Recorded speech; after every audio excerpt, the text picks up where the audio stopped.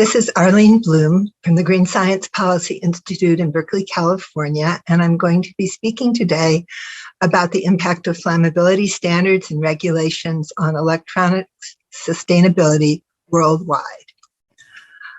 Many of you in the electronics industry might feel a little bit like the rug is being pulled out from under you with leading the circular economy, the European Green Deal, eco-design framework, REACH, ROS, so many things are changing.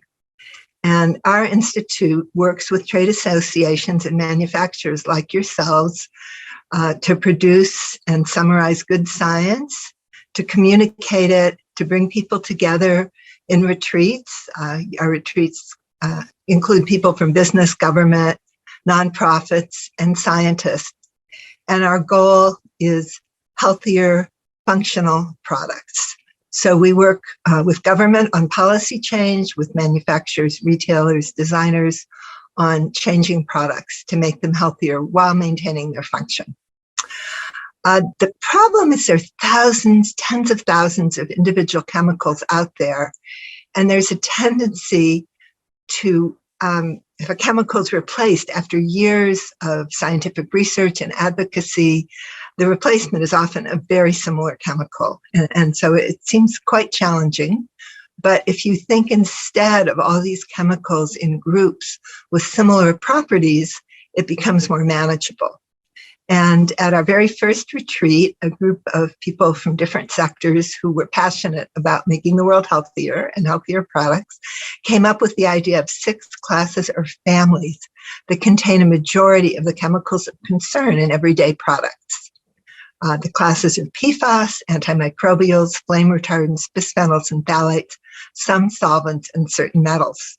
To learn more, I encourage you to go 6classes.org, where we have 4-minute videos, 7 of them, an introduction plus the 6 classes.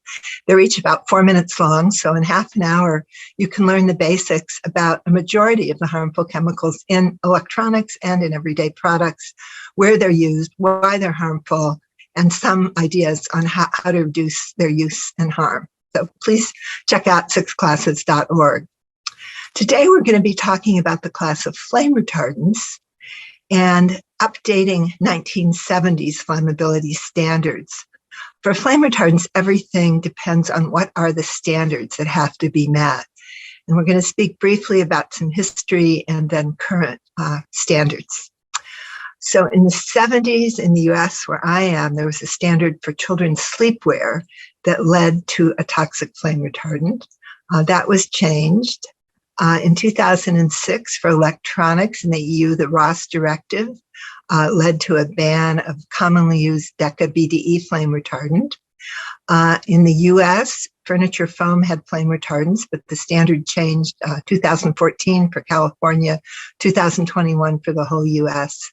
And for electronics enclosures, which is, I'm sure, of great interest to all of you, there have been bans on the use of a particularly problematic class of chemicals, the organohalogen flame retardants. In the US, there was a consumer product safety petition in 2017, the EU Eco-Design Directive in 2019, and then there has been legislation this year in New York State. So let's start back a little with the history. Back in the 70s in the US, kids' pajamas were all 10% by weight, a toxic flame retardant called tris. It was found to change DNA, be a mutagen, a carcinogen. Pajamas with tris were banned back in April 1977, but then brominated tris was being replaced with chlorinated tris, which was removed from pajamas, but continued to be used in a lot of products like furniture, the regrettable substitute problem.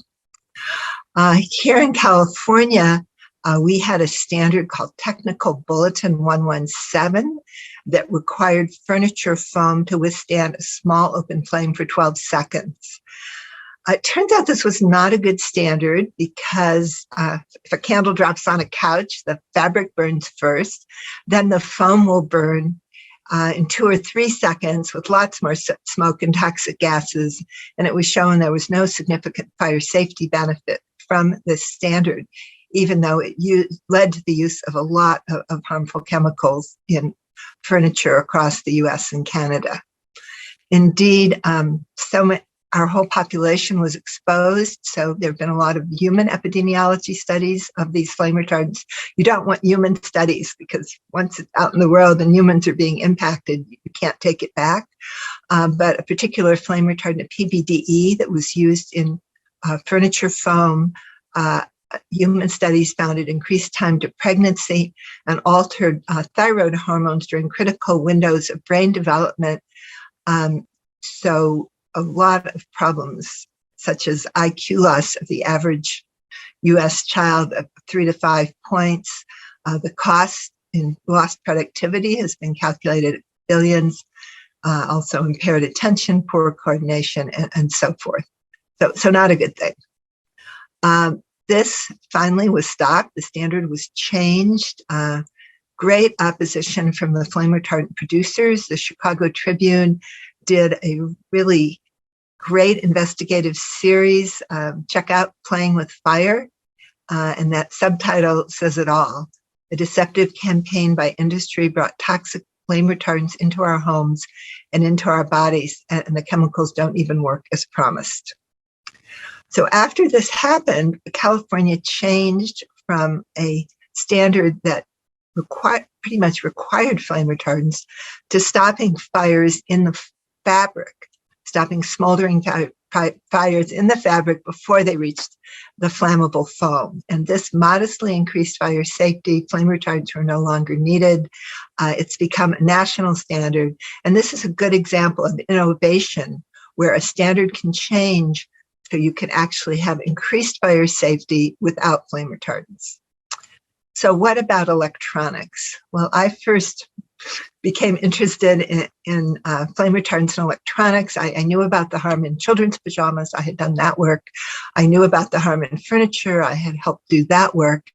And I learned that there was a candle standard that would require the electronics enclosures in the world to resist a small open flame, a candle ignition, being proposed in the International Electronics Commission, the IEC. To meet such a standard, plastic needs to be 20% or even more flame retardants.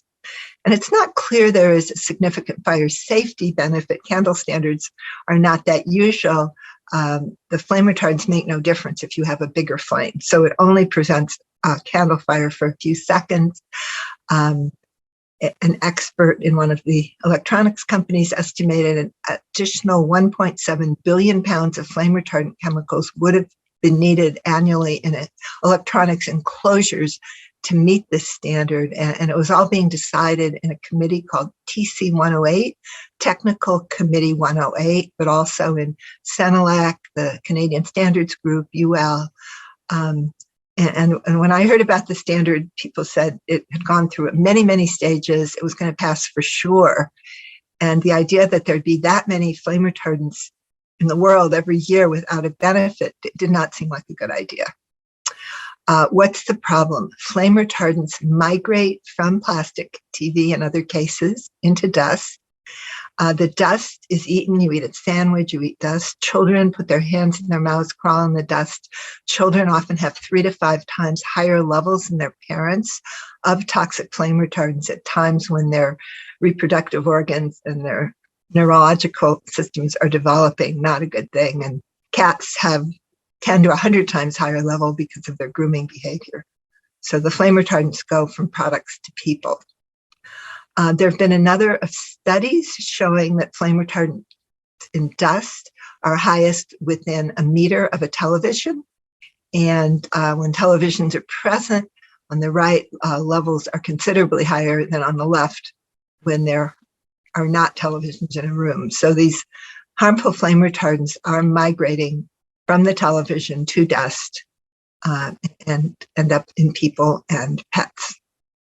The flame retardant that was used for a long time on the left, decabromo diphenyl ether, that's 10 bromines, 2 phenyl rings with an ether bond, was phased out due to its persistence, bioaccumulation, and toxicity under ROS. However, as the sale of the decabromo went down, another very similar molecule, the decabromoethane, went up, and that's on the right. It's also two phenyl rings with 10 bromines, and the bond is different, but it's equally persistent, bioaccumulative. It's being seen to be equally toxic, and in Canada, it's in the process of being regulated, so it can't be used anymore. So this is a regrettable substitute.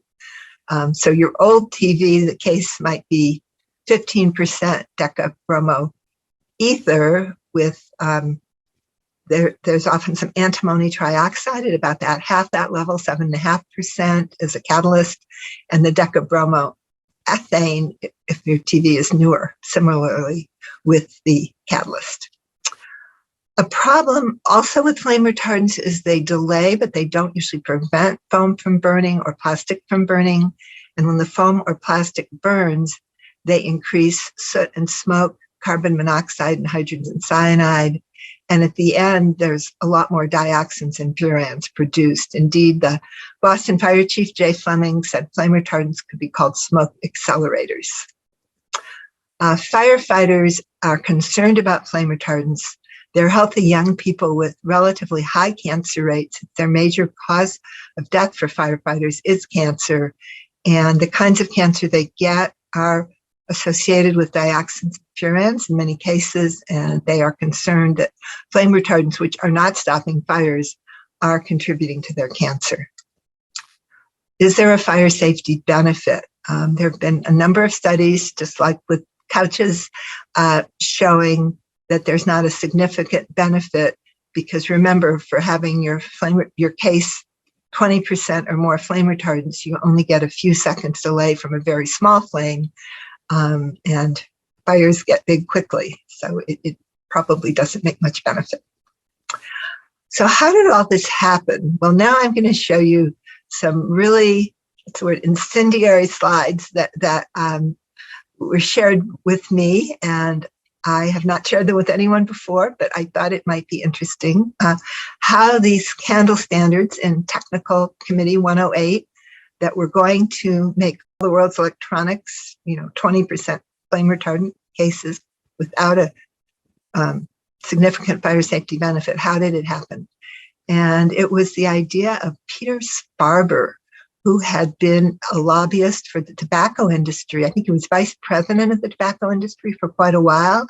And when that job drew to a close, he became a consultant for these flame retardant producers. And this was his update for BSEF, the Bromine Science and Environmental Forum, way back in 2005, promoting the candle standard in Technical Committee 108. I thought it was pretty amazing, but it gives some insights into the people who are marketing some of these chemicals. So the strategy was external pressure, mobilize public safety officials and advocates, make the lack of incident data irrelevant, i.e. there isn't a need, but that shouldn't matter. The inside game, take over technical committee leadership. So people who worked with him joined these technical committees around the world. Build a voting majority, produce science through the committees, propose and promote the language we want. So that's not the way technical committees should work, but they can. They can work for private interests. And again, his next steps, this was from a while back, for consumer electronics, were to join the standard technical panel around UL 60065, and hijack the technical panel, interesting word, get a voting majority, and then go on to the IEC development standards. Well, this did not happen, but this sort of thing is not what we want to see being marketed as a way to control the standards process. We didn't know any of this back when we learned about the problem, and we knew the flame retardants were a big problem, and we'd been told by electronics producers that they didn't think there was a benefit, but they'd have to make their cases, 20% flame retardant or more. So we wrote a long paper, The Case Against Candle-Resistant Electronics, making the case that the requirements threatened human health, the environment, and stop the responsible recycling of electronics. Because once you have chemicals like flame retardants in your case, you can't recycle. We got a lot of support for this standard. We wrote letters to the technical committees in 40 countries. Firefighters were in support around the world. And just to review that for electronics, internal ignition was adequately prevented without flame retardant enclosures. External ignition that was only protecting against a small open flame in contact with the enclosure, not against a larger ignition source. And flame retardants would have been needed. So Michael Kirschner and I helped organize this, and were amazed and delighted when the committees did vote down the candle flame ignition requirement when they were given the information about the potential for harm and the lack of proven benefit, and the lobbying from the flame retardant producers through Peter Sparber and his colleagues. So back in 2008, there was an IEC standard, a CENELAC standard that did not go forward in Technical Committee 108. There was also a UL standard, a Canadian standard, but one standard, a CENELAC standard, was approved for television. So starting in 2008, cases around European televisions did need flame retardants. This has continued with efforts for a number of years after that. In 2013, the CENELAC standard for TVs was rolled back, but it was a continuing effort in Technical Committee 108, though it seems to have calmed down at present. Meanwhile, there's been more research. On the left, it was a study of flame retardants in the air of a newly built classroom. And on the left, when the classroom was built, point one, if you look at the graph on the right, not many flame retardants. The carpet was installed, still no flame retardants, computers added, still none. The room was cleaned, etc. Between 6 and 7, the computers were switched on. And if you look at the amounts in the right of 4 different flame retardants, when the computers were switched on, the levels in dust went up. So again, more proof that flame retardants do come out of electronics cases and end up in dust. What about TV casings? This is a study of a small number of TVs looking for different flame retardants. And it was back in 2017, but DECA BDE, which at that point had been phased out in the US and had been banned in the EU, was found in a couple. DECA ethane, the replacement, which at that time was allowed, but since is being phased out in Canada, was in a lot more. And going back to that, and there were a couple TVs that did not have these chemicals. A big problem is what happens about recycling flame retardant plastics. And they often are recycled electronics enclosures. And this can lead to things you don't want, like flame retardants in kitchen utensils. Black plastic often contains brominated flame retardants.